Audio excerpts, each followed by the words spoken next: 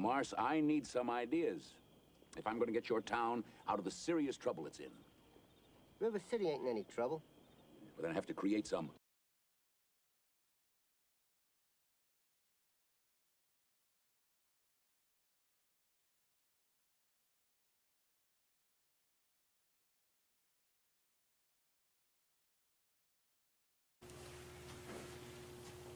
Okay, look, in my opinion, that's not what happened. Back in 2008, Krause and Crakey got together and decided to conspire to go form a building contract. They wanted a construction project. They had $1.5 million or so on a bond payment that they were using to pay the high school. And as soon as that bond payment was up, they were going to have to give that money back to the district. And rather than give it back, they figured they'd start a construction project. So back in 2008, they conspired to start not maintaining the schools. They took about $1 million, $1.5 million off the budget, and they stopped fixing a lot of the little things, everything down to a doorknob. A couple years later, they realized that schools are in disrepair, and they formed a task force to run around and go look at all the schools and see all the bad doorknobs and the boilers and all the other stuff that's in the district that's basically has not been repaired. At which point the task force was up in arms. They agreed we had to fix our schools, so they hired an architect to do a feasibility study. The difference was Krause and Crakey didn't go on a bid and look for an architect for the best interest of the district. What they did was they decided to handpick who they wanted, and they picked Mark Barnhart and EI Associates, which is basically their personal architect to be used for the benefit of their scheme. They hired him without a bid. They hired him using district money. They created a feasibility study. That feasibility study was fluffed and flawed. It was geared towards closing the Lehighton area middle school. The task force itself said the value of the community having local elementary schools was paramount, especially to the ability of the district real estate and everything else associated with having a local school. With that, the feasibility study goes into play. They start this ball rolling, and they got to go close this middle school. What they didn't count on was the fact that the town stepped up, got the facts, and realized that the middle school wasn't that bad. At which point, over time, the community forced the school board, after they got rid of Krause and Crakey, to fix the Lehighton area middle school with pennies on the dollar. They should do the same thing to the elementary schools. It's a mess. They really need to fire E&I Associates.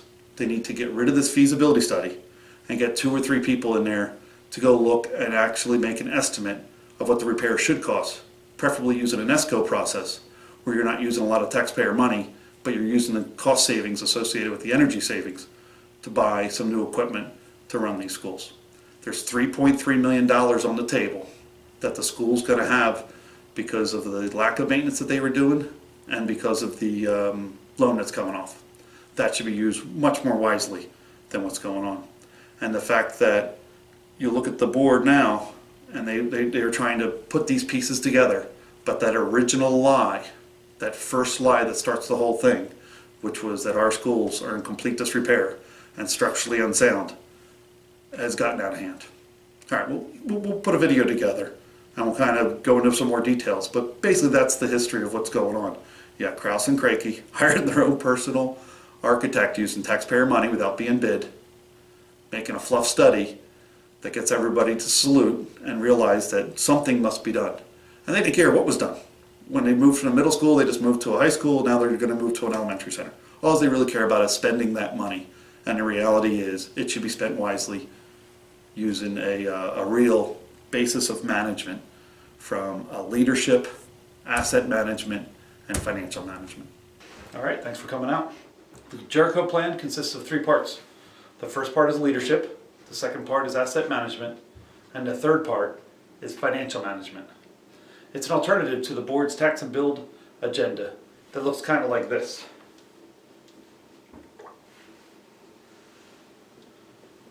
The Jericho Plan starts with leadership. It will fix the leadership issues and will help the district with its academic standards. They look like this. But that's not what we're going to focus on right now. What we really want to focus on is the building projects. The Jericho Plan is a constructive criticism review of the Lehighton District. It is also more than just pointing out mistakes. It offers solutions. We created the actionable items that combine to form a solution to the district's problems. The Jericho Plan provides a safe, local, debt-free school and keeps them within each community. The plan shifts a tax rebate and a tax reduction back to the community. By defining the goals, we can focus the actions in that direction. It was the lack of establishing these community goals that has us looking down at millions of dollars of debt service. Now is always the perfect time to correct the poor decision. Much of this presentation may sound remedial. It is. The Jericho Plan implements common sense, farmer sense. I present the plan like a coach evaluating his team. It's meant to be judgmental, accusatory. I will even be specific to the person, individual, and their actions. We're all adults, and hopefully we can recognize a little coaching or constructive criticism isn't a bad thing. I still call my mother for advice, and I will never outgrow accepting wisdom. And with that, I will always grow wiser. By exposing the problems openly, we can realize the value of the constructive criticism and collectively decide to adopt the solution. It will be the actions of the individuals that I condemn, not the person.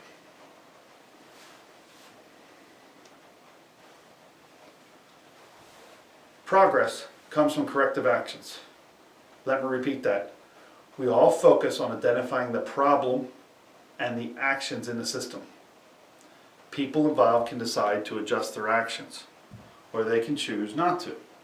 Our goal is to have the people that join together in a common goal. So bear with us as we review the basics and later delve into the specifics as they pertain specifically to the Lehighton School District. So let's start with leadership and the oversight of the district. The Lehighton Area School District was originally established with checks and balances. It consists of 9 equally powerful, unpaid, free, and independent thinking people, elected by a district to review and vet out the facts for the benefit of the people in the community. The board are tasked to listen to the community and set the direction and the goals and the policy for the district as a whole. The administration executes the policy, and the teachers, students, and parents adhere to the policy. This is a simple enough chain of command. People elect the board writes the policy, superintendent oversees the policy. It's got to go that direction. The key is to have the equally powerful 9 independent-minded people to review the facts, to help each other from making mistakes, not by joining together to make a common mistake. With the 9 independent sets of eyes and minds, any one can add to the information and help set the direction of the district. It's easy to see how this works in action.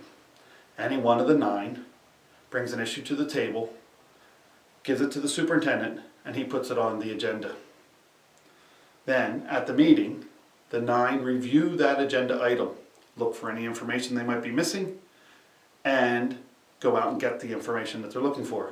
They can get it from the community, they can get it from experts, they can get it on their own. Once they get that information, they share it collectively within the 9, and then they decide whether or not they have enough information to make a decision. If any of the 9 is missing information pertinent to make the decision, they table the discussion. If they do not have the information, they need to table the discussion. They don't need to vote on it that day. There's no immediacy for most of the things that happen within a district. Once they decide that they have enough information and the 9 have understood what they want to vote on, they then can make their vote. That's where the opinions come in. but the establishment of the facts has to be a function of facts. Organizing such an eclectic group requires a very talented skill set. Many board members don't have that skill set. The lack of that skill is the problem. To be able to pull people from within the community to help them with that skill set is the value to having a community-based district run by 9 elected from the community that use the community as their source of information to help them run the district. Are they mature enough to ask for help in these areas? We're not sure. We haven't seen that yet. Will they accept the structural guidance needed to set a functional data collection system in which the team can make a decision? Haven't seen that yet either. A proper functioning board would also add to the review period of a decision. That review period may be giving it back to the community and maybe giving it to other people. And even after they make the decision, they still want to review whether or not the decision they made is obtaining the goal that they originally made the decision for. Very important part of management is to double check the decisions you made before to decide whether they're still putting you on the path you're aiming for. To recognize that you're off the path and get back on the path is a critical thinking skill. It is the steps we take that determine our destination, not our intentions. Let me say that again a little differently. No intention will ever determine a destination or accomplish a single task. It is only the actions that we take that determine our destination. And it's only those actions within a direction of a goal that'll get us to that goal. So as we go through this, look at the comments about the intentions and witness the actions. What I challenge you to do is listen to the intentions and then look at the actions. Let's see how the actions, not the intentions, can circumvent all those checks and balances in the system. Let's see what happens when you get several people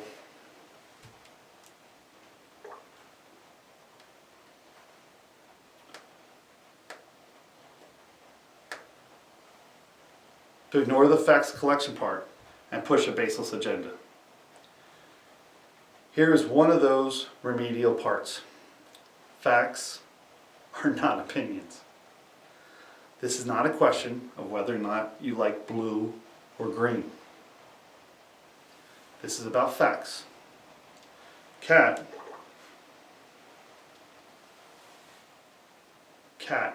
in English is always spelled C-A-T. That's a fact. We all spell cat the same way. Just like we all want safe schools. We all want to lower taxes.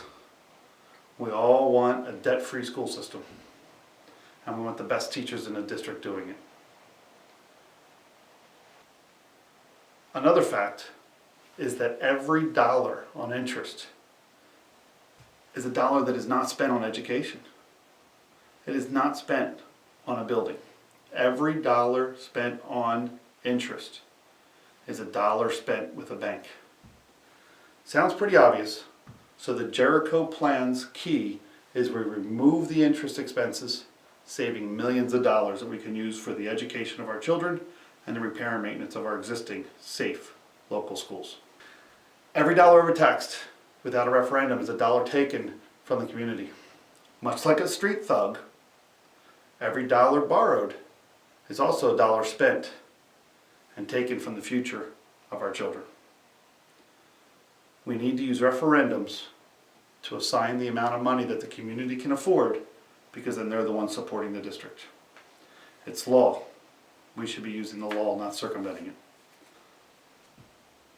The facts that a roof, a boiler, a doorknob all wear out. And over time, that's obvious. Those are standard facts.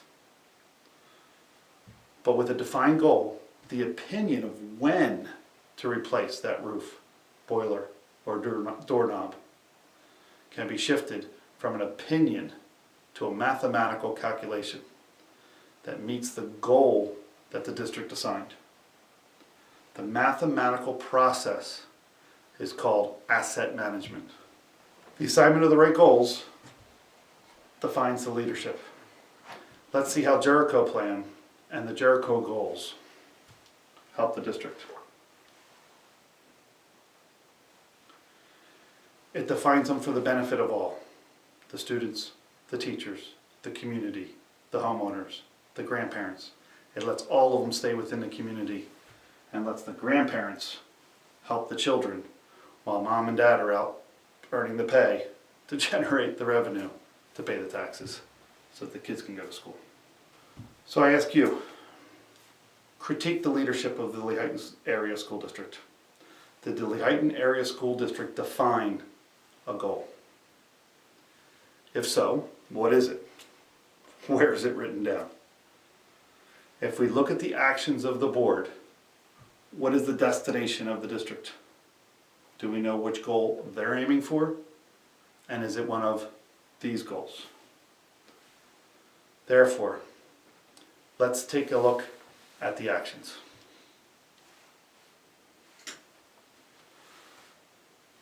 We looked and we saw 5 people that chose to ignore the transparent facts.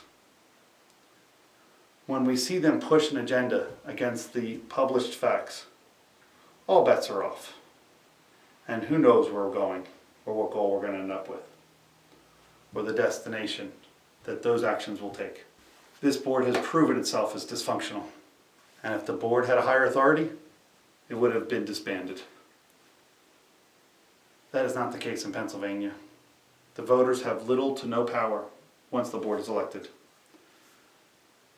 A renegade pirate board is just that, a mutiny of rational thought. As a businessman, we live in a world of facts.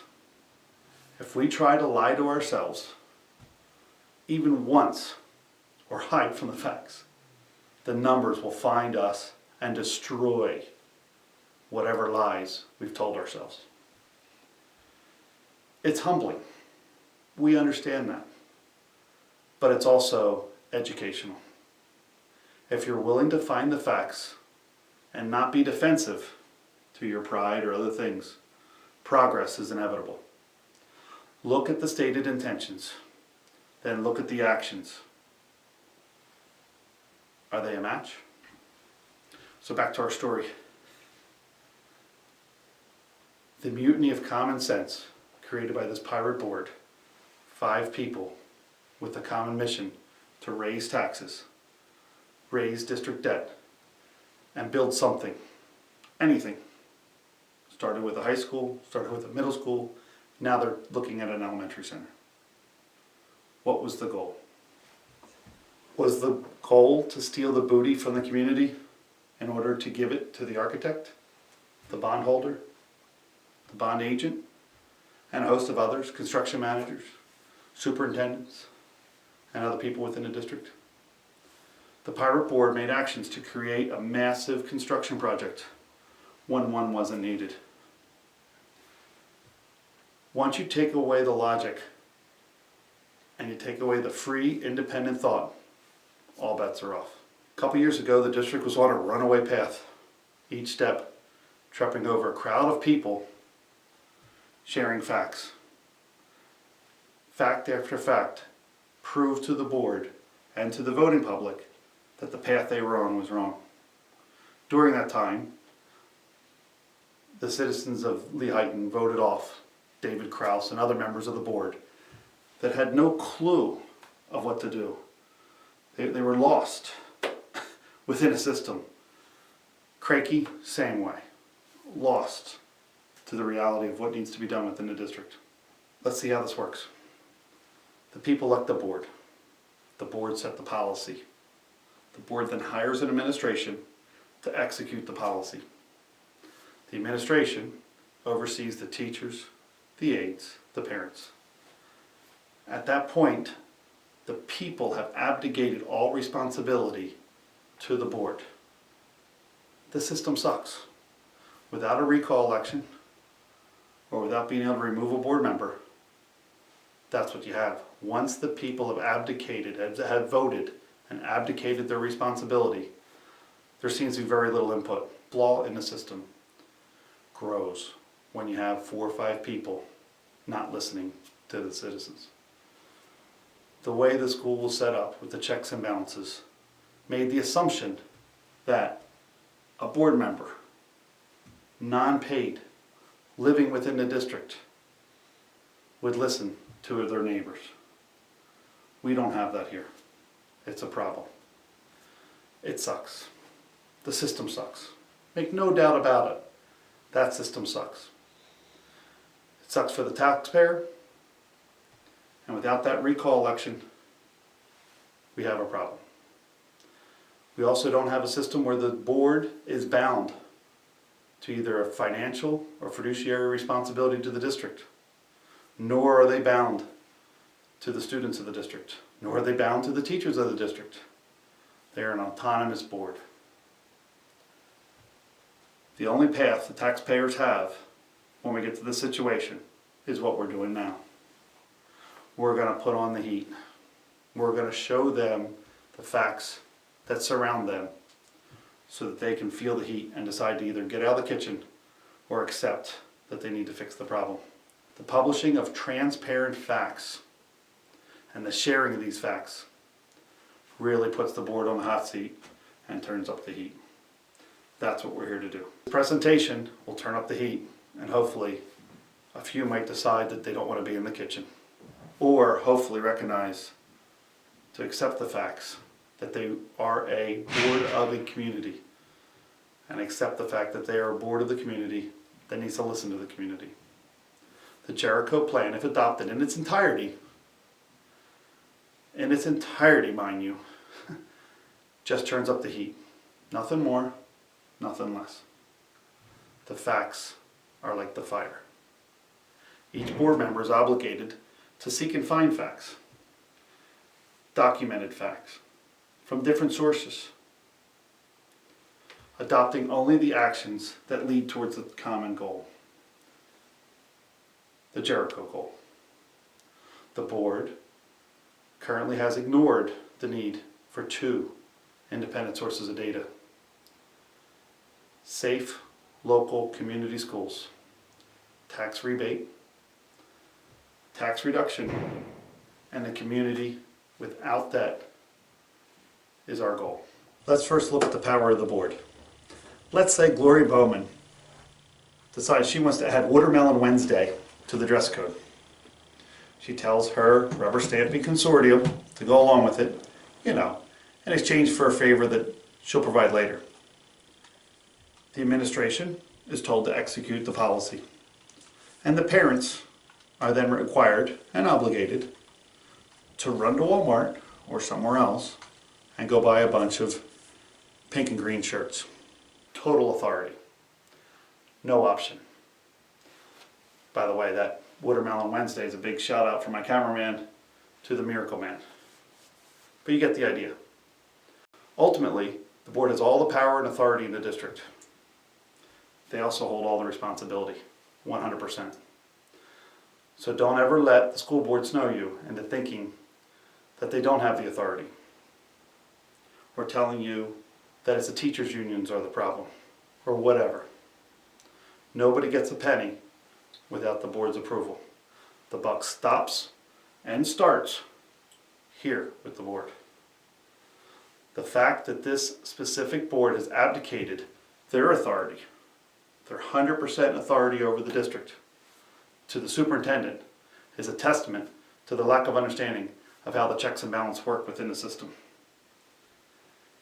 It's also the main underlying problem that this Jericho Plan can fix. The lack of insight or just reluctance to provide the oversight to their employees is at the root of the problem. Our evaluation of the following actions will show the breakdown in leadership. The board's ability to set a direction for the district and the board's ability to manage the district in the direction is how the board should get graded. Having the employees execute the direction is by definition the board's responsibility in how the employee should be graded. Therefore, the goal will be obtained. Here are 5 quick examples of the lack of leadership in our district. The board stated they intended to have an agenda published prior to the meeting. Makes sense? The board stated they wanted numbers and bills prior to authorizing a payment. Fantastic idea, great intention. But the actions, when it occurred that they did not have the information for a bill, and the administration did not provide them with that information, yet left the information on the agenda, and then the board president, in cooperation and cahoots with the administration, calls for a vote without any information and executes a decision, proves a dysfunctional board. To have the intention was fantastic. To not see through that the actions meant the intention shows the dysfunctional board. They failed. And the board approved the bills anyway and did not reprimand the administration. Every board bids large contracts. Fair evaluation, efficient use of taxpayer money. It makes sense. If you're going to go spend a couple $1,000,000, you might want to have a second opinion. The administration never presented the board with a second set of bidders for the architect. Nor did the board ask the administration to get a second set of information. The intentions of spending the taxpayers' money wisely was missed when the board hired an architect without a bid.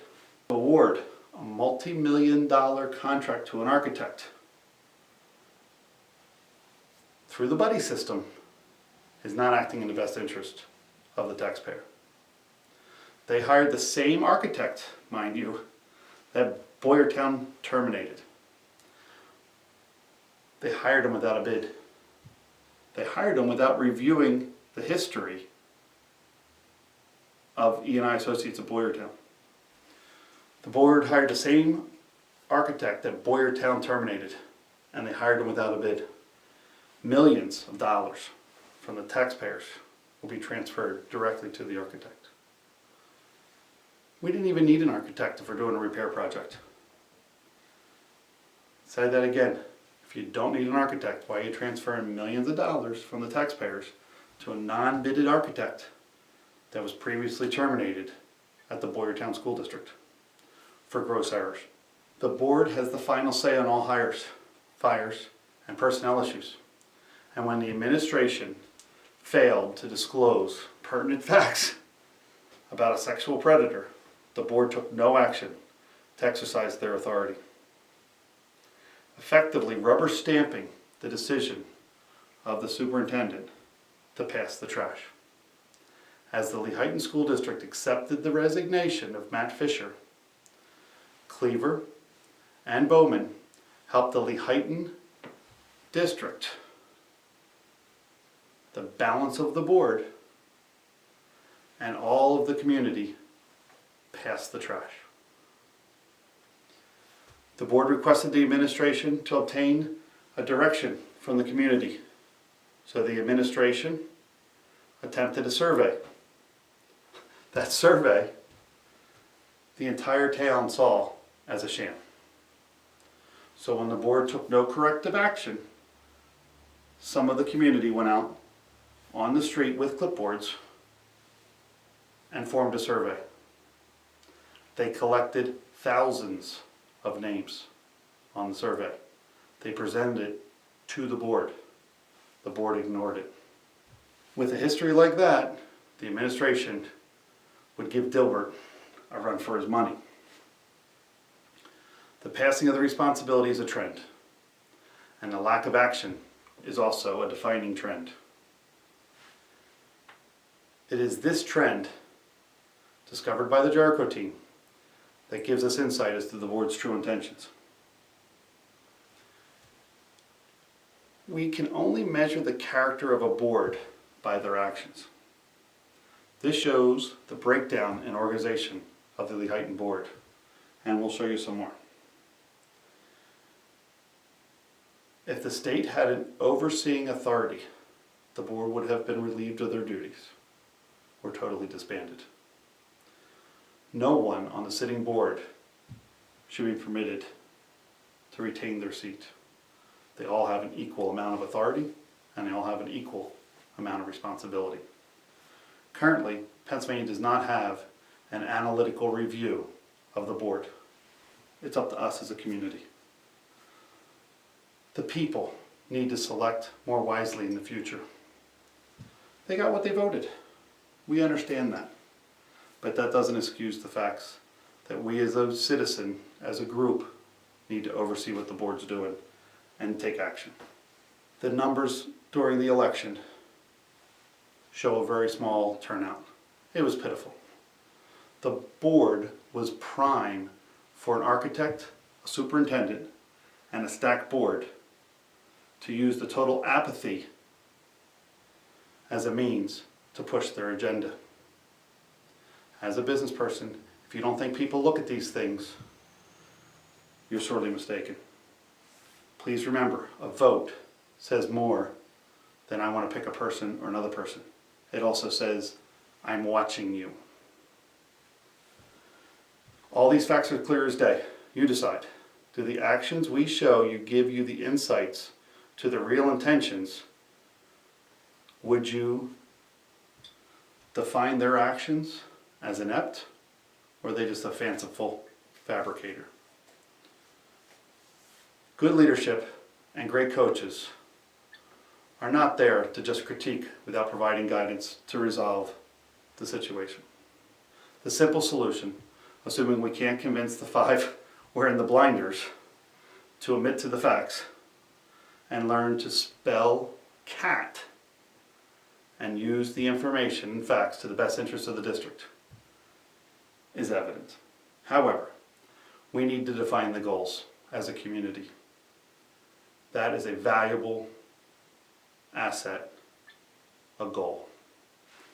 Here's a set. If we define these goals with the district, and the district adopts these goals and helps the board go down this path using facts, we all win. If we find that the board makes a decision, or we make a decision that gets us off track to these goals, we can correct the decision. Never too late to correct a poor decision. Now is the best time to correct any poor decisions that the board has made. By sharing the facts, we can add clarity and expose the malfeasance. By showing the board members and the public the same facts, the ones hiding the truth will be completely exposed and their power will be removed. By talking to literally thousands of people, the Jericho team came up with these goals. So, to tie up the leadership problem, the board needs to grow a pair and take leadership in the district. A good start will be for the board to collect and share facts with the community prior to making a decision.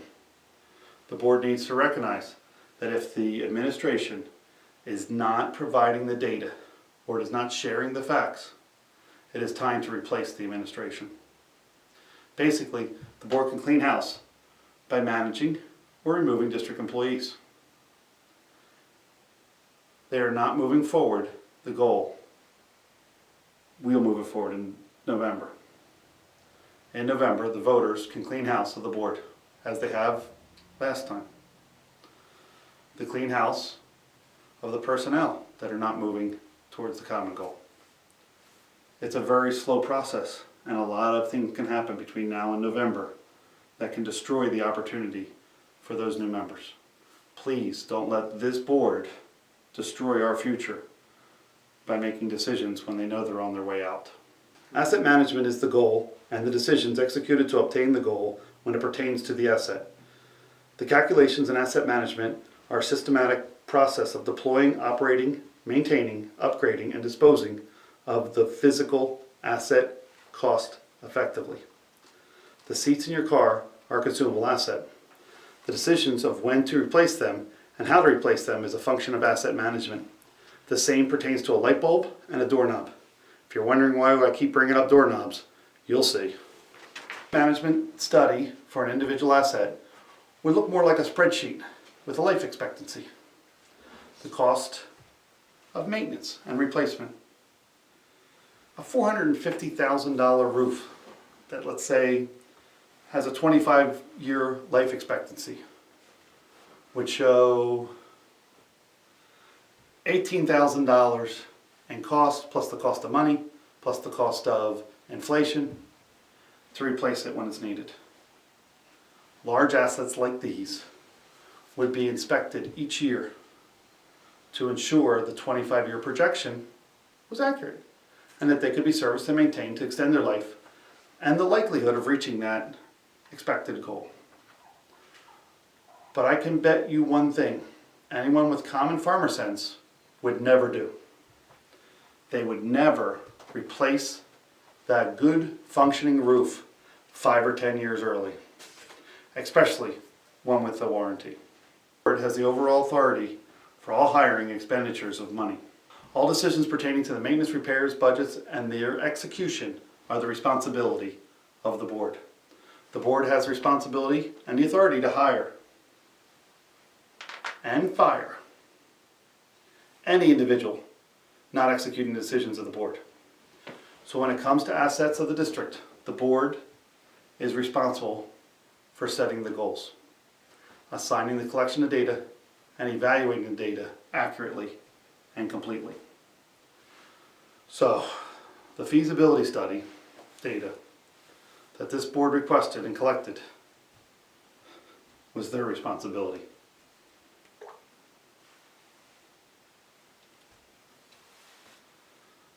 They are responsible for the source, the accuracy, and the payment to the creator of this document. So first we look at the requesters of the document. Then we look at the data. Mind you, the board authorized each and every page of this document. Twice. The documents originally drafted in January 2011, and on that day it appeared that just about every district building needed a new roof, a new ceiling, new floors, believe it or not, every new doorknob in every building across the entire district. This study was fluffed so much by a Superintendent Crakey, Board President David Krause, and their buddy, the unbidded architect, that it makes a mockery of the checks and balances in the system. Here is Larry Stern stating the mission he is on and the reason we collected the information. I mean, we've seen a lot of things in the middle school. The same roofs, same ceilings, all that type of stuff, and that is not a good conducive learning environment. So that's part of the things that we have to address. So it's not easy. It's not easy. It was a poor family. Leave the money with us. Spend it better on our Again, Can I have a minute? You like to interrupt Mr. Badley, and it really is starting to get into the morning. It really is. So you have your chance to talk. I appreciate my chance. Have a good day. Yeah. That's what it has to be. Tell you something, tell you to be quiet. Maybe young men for education, we need to make sure we enforce that type of stuff. So I don't need to get angry or loud, but it's going to constant interruption, and that's not going to produce a meeting. We're just trying to talk about a solution. If you come up with whatever it is, put your plan in writing and submit it to Mr. Cleaver. I'm sure we'll all look at it, sir. You don't give us the information. You give us half the information, and then it's one side of it. Things like yeah, you know what? I'm going to stop this just from this conversation. I just want to say something. We're here trying to do something. And all school districts, and I think everybody heard it from the past, that they always went to do their flagship. They wanted to have a high school. They wanted to have the best thing. We've done, the majority of the people asked us 2 years ago when I came on the board, they wanted their elementaries fixed, and we're doing that. And they have to be fixed. We have to get money. The money's not going to fall out of the sky. I mean, them schools have to be fixed. It's not like tomorrow okay, we're not going to do the project at all. These buildings have mechanical problems with them. I mean, they're terrible. They're actually terrible to me, the way that this district let them schools go for 20 years. And we have to do something. And I don't want to spend $20 million, but what are we going to do? Each one of these schools costs $5 million to fix. If somebody can come in here and say, okay, we can fix them for $1 million, let them come in. But it's not going to happen because of the way the prevailing wage is and everything. You know, you come in here and we go by the rules what the state says. And if we don't go, like Mr. Stern said, if we don't go for the reimbursement, if we would say we would spend $30 or $40 million, that is on the taxpayer. There's no other ifs, ands, or buts about it. You know, and like I said, we're forced into it, but I can't say we're forced into it because we want to fix the elementary schools. That's where our students get their start. You know, that's my opinion of it. Again, I'm going to give the opportunity, Mr. Stern. Are you, Mr. I just want to give the opportunity to the board members. And it has Rocky saying that he is there trying to do something. Not a goal, not a projection, just do something. Now this is again a couple years ago when they still wanted to build a high school. Facts showed that they were making poor decisions, and after a complete cooperation of the entire district, were they finally able to stop that mess. Here's Rocky admitting years ago, the majority of the people asked him years before that they wanted the elementary schools fixed. He admits the district left the school maintenance slip. We want to fix the elementary schools, he says. Then Cleaver steps in to shut down the effective exchange of information. So let's take a look and grab a page. It appears this building needs a new roof. $12,000 in door hardware. Take a peek at page 89 for starters. Line G discusses window air conditioners, and item H, building-wide air conditioning. Two options added at the bottom of the section. Again on page 113, page 136, page 137. Also the same double adds. Mistakes like these permeate the document. And here's one of those, check this one out, here's one of those $20,000 toilet seats. Page 140. Take a look. $52,000 for a master clock and an intercom system.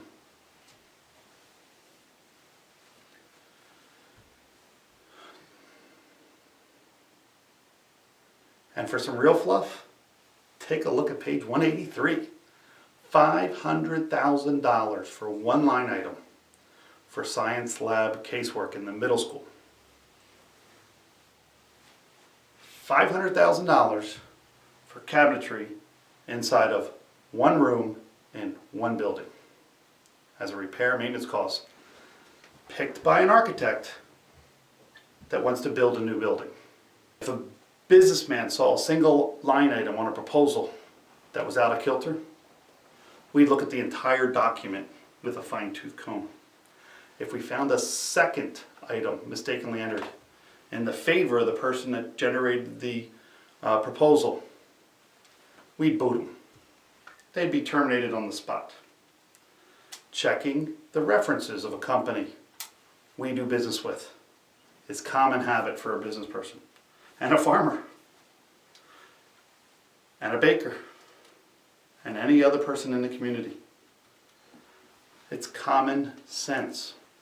Looking into E&I's reputation, we found Boyertown School District terminated E&I Associates in a recorded public meeting. It's right here. So we asked them why. I called them up, we said, hi, how you doing? We want to find out about this E&I Associates.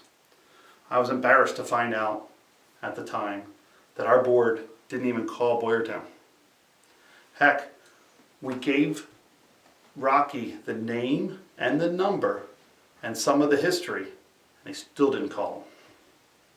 we're going to give millions of dollars in a contract to somebody that we didn't bid and we didn't check the references of, that's turning in paperwork like this. To put that person or that group or that company on our team is a mistake. Who's kidding who? When Rocky was president, he was given several opportunities to review the feasibility study, the Boyertown history, and the use of ESCO programs. He shelved them. And when it was time to push the plan cons through, he called a special meeting to do just that. This document needs to be tossed along with the creator of the document, E&I Associates. The town already tossed half the team that authorized it, David Kraus, James Crakey. To add several millions of dollars in roof replacement costs to the roof repair estimates for all the district buildings was a stretch. Hauser mentioned some of the roofs still have their warranties on them. Many have years of life left. To add all these future repairs to the evaluation between build new or repair without placing them on a timeline was a disservice to the community.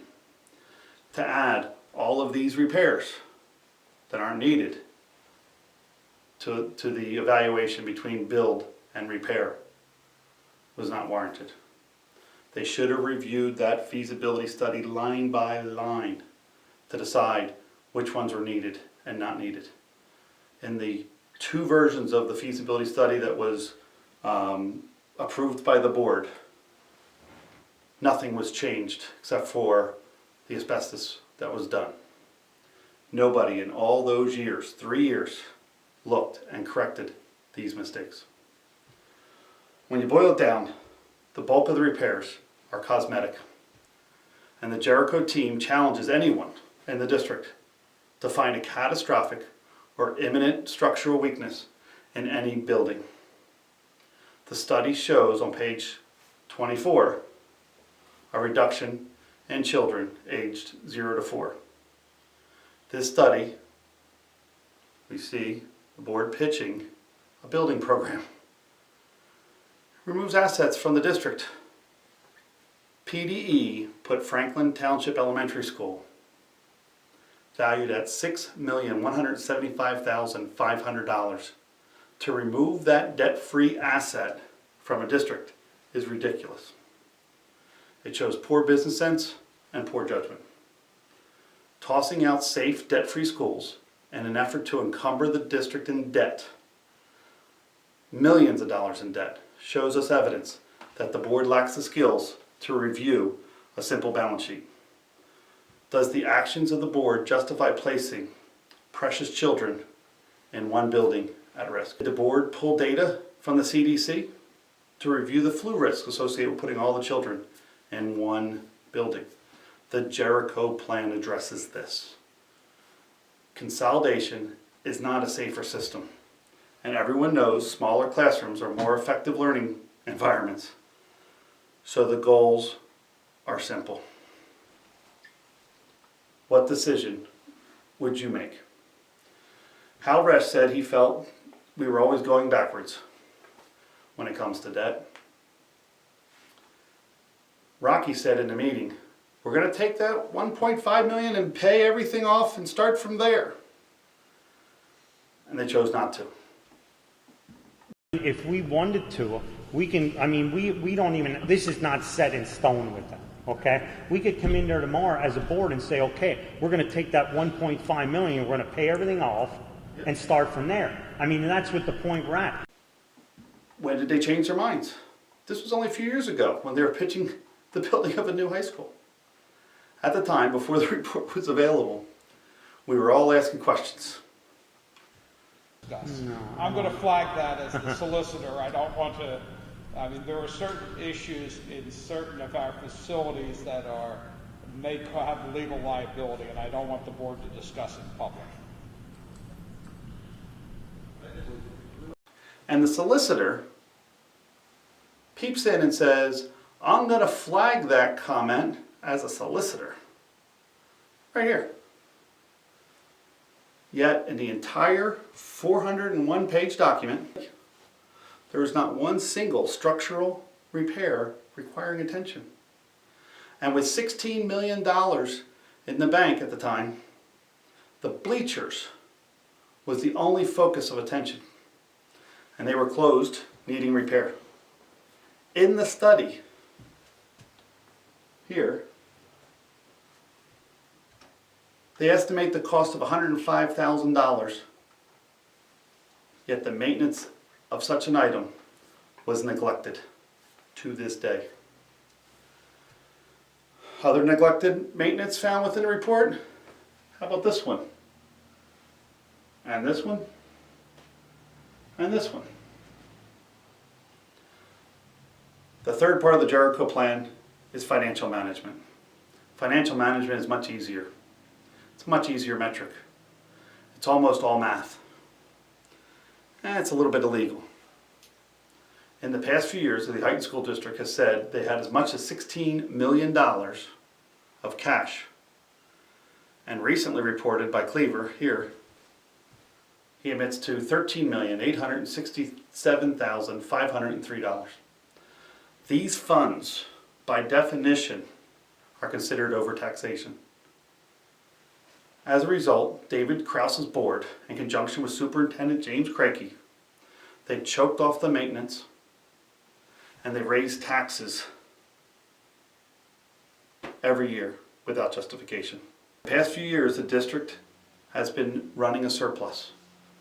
Last year alone, the district has a surplus of about $1.8 million. The last few payments of our new high school, the debt service is about $1.5 million. We have about $1.5 million worth of payments we make towards that school out of our budget. Holding cash in the bank that's collecting near no interest when you're paying a high interest on a mortgage is not sound financial management. If the district immediately paid off the mortgage with cash, it would have a change in cash flow in the positive direction of $1.5 million. Now, Hal and Rocky both said it was a good intention, yet they both lacked the action. The $1.5 million added to this last year's budget surplus of $1.8 million results in a total overtaxation of $3.3 million. This is crushing the district housing market, and foreclosures are skyrocketing. Making that one simple decision, taking action on Rocky and Hal's direction, has the $3.3 million surplus, with each mill currently equaling about $359,705, according to the district. The district could afford to provide a one-time cash rebate of 10% of the existing mill rate, equal to about 5 mills, and then provide a 3 mill reduction moving forward, and still have money to maintain the safe, local, debt-free schools. You're taking all the money away from the architect, you're taking all the money away from the debt service, and you're putting it into the schools. This allows the district to use some of the cash it has left in its savings, along with the leftover budget surplus, to catch up on the mistakes in maintenance that David Krause and James Crakey started with the Slumlord Board. Jericho corrects what the Slumlord Board is doing to our district schools. The Jericho Plan utilizes the same program Train proposed for the middle school that cost only pennies on the dollar comparison to the feasibility study. The district can repair the necessary required repairs and take advantage of the return on investment program available within the ESCO process. The Jericho Plan did not add the calculations of simple savings, like closing the outside windows in the Franklin Elementary School when the heat is on. There's so much to this that they can get into. Those mismanaged decisions will iron themselves out. So in conclusion, the district has a declining enrollment. The board needs to accept the facts. The district wants to keep safe, debt-free local elementary schools and create actions towards maintaining them. The board needs to obtain actual data and figures on the repairs from 2 sources without the shopping spree that the administration gave to E&I Associates to justify building new schools.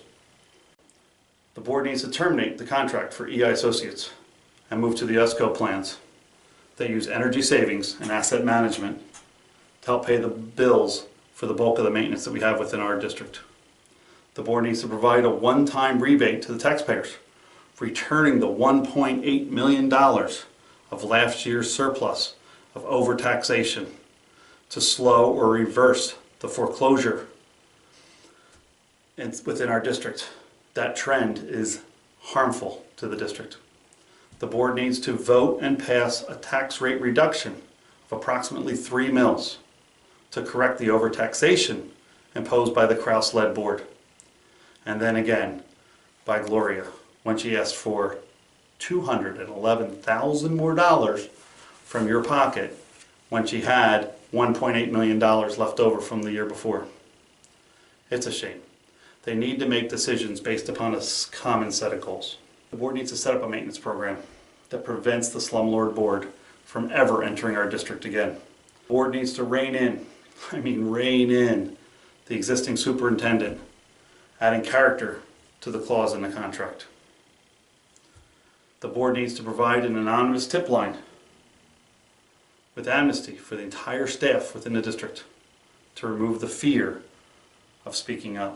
The board needs to reestablish a level of trust by taking the responsibility to share the information with the community transparently. The board needs to create a maintenance timeline so that people like Kraus, Yenser, Stern, Rocky, Wayne, Steve can't kick the can down the road and then cry wolf when they run out of money. The board needs to open a dialogue with the community on projects and opportunities as they come up and tap the valuable resources within the community. The board needs to open the board meetings to allow individuals the opportunity to share content in more than 3-minute segments. And finally, as previously agreed, the board needs to donate $2,459 this presentation cost evenly between the charities of the Jericho team. As a side note, a plaque should be erected at each elementary school honoring the great sacrifice of the men of the region that died in the Vietnam War, for which the Jericho Plan was named. For without their ultimate sacrifice, free men like us and the Jericho team would not be helping the community. We wouldn't even be here. Their sacrifice and dedicated effort was the inspiration to the Jericho team to emulate. Wayne Wentz, personally, should preside over the presentations, and the entire community should be invited. In commemoration of this cooperative effort, a Community Day party should be held each year on December 29th.